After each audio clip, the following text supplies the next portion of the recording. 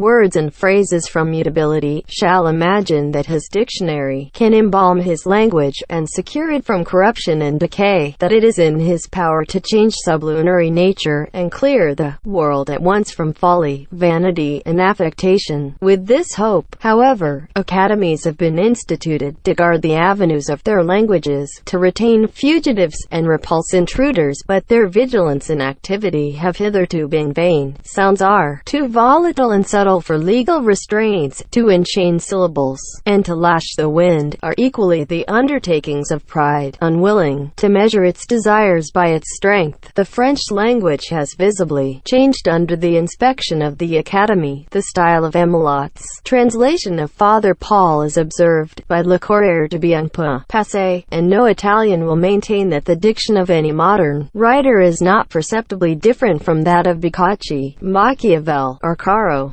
Preface to a Dictionary of the English Language at Project Gutenberg. History of Linguistics. Linguistics is the scientific study of language. It involves an analysis of language form, language meaning, and language in context. Linguistic study was originally motivated by the correct description of classical liturgical language, notably that of Sanskrit grammar in ancient India, or by the development of logic and rhetoric in ancient Greece, leading to a grammatical tradition in Hellenism.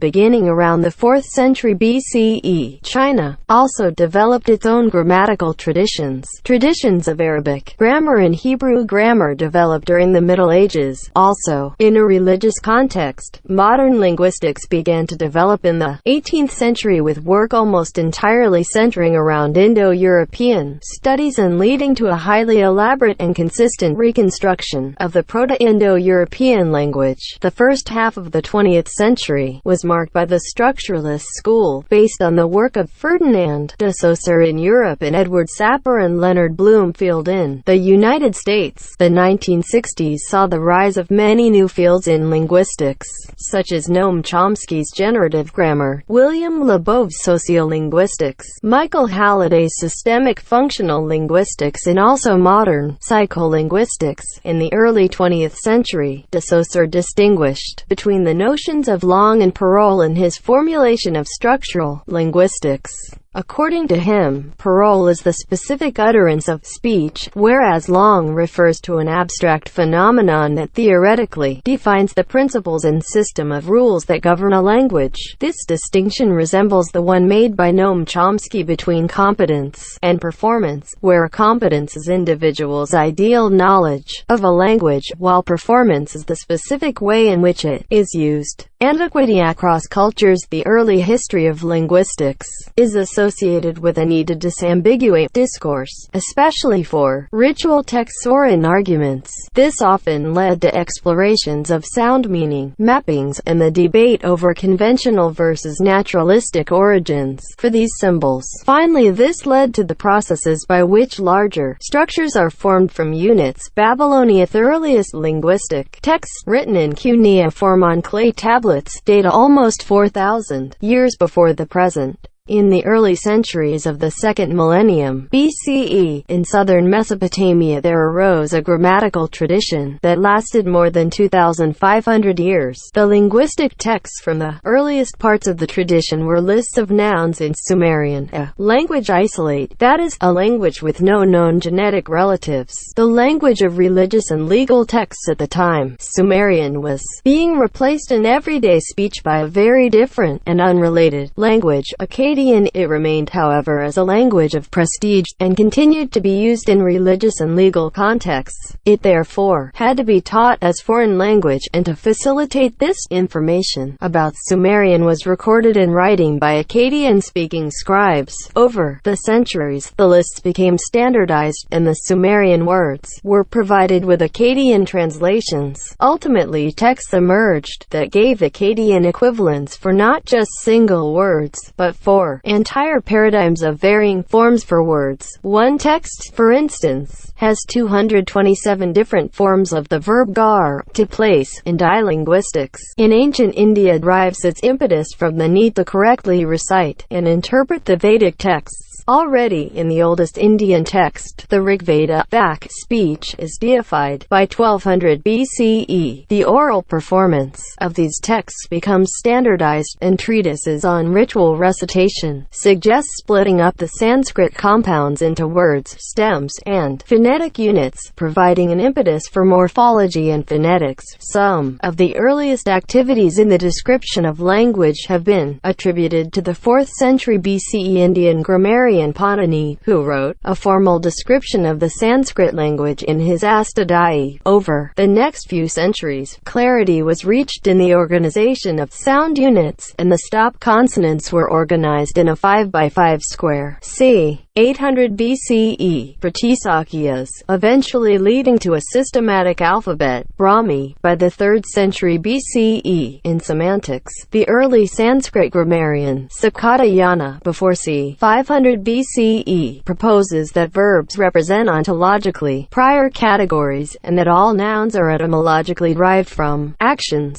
The etymologist Yaska, c. 5th century BCE, posits that meaning inheres in the sentence, and that word meanings are derived based on sentential usage. He also provides 4 categories of words: nouns, verbs, preverbs, and particles, invariants, and a test for nouns, both concrete and abstract words, which can be indicated by the pronoun that. Panini, c. 4th century BCE, opposes the Yaska view that sentences are primary, and proposes a grammar for composing semantics from morphemic roots, transcending the ritual text to consider living language. Panini specifies a comprehensive set of about 4,000 aphoristic rules, sutras, that map the semantics of verb argument structures into thematic roles, provide morphosyntactic rules for creating verb forms and nominal forms whose 7 cases are called karaka, similar to case that generate the morphology. Take these morphological structures and consider phonological processes, e.g., root or stem modification, by which the final phonological form is obtained. In addition, the Paninian school also provides a list of 2,000 verb roots,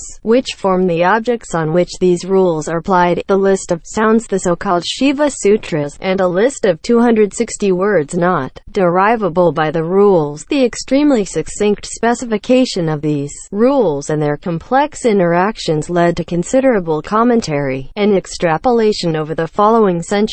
The phonological structure includes defining a notion of sound universals similar to the modern phoneme, the systematization of consonants based on oral cavity constriction, and vowels based on height and duration. However, it is the ambition of mapping these from morpheme to semantics that is truly remarkable in modern terms. Grammarians following Panini include Katyayana, c. 3rd century BCE, who wrote aphorisms on Panini, the Vartika, and advanced mathematics. Patanjali, 2nd century BCE, known for his commentary on selected topics in Panini's grammar, the Mahabhasya, and on Katyayana's aphorisms, as well as, according to some, the author of the Yoga Sutras, and Pingala, with his mathematical approach to prosody. Several debates range over centuries, for example, on whether word meaning mappings were conventional, Vaisheshika Nyaya, or eternal, Katyayana Patanjali Mimamsa. The Nyaya Sutras specified 3 types of meaning: the individual, this cow, the type universal, cowhood, and the image, draw the cow. That the sound of a word also forms a class sound universal was observed by Bhartrhari, c. 500 CE, who also posits that language universal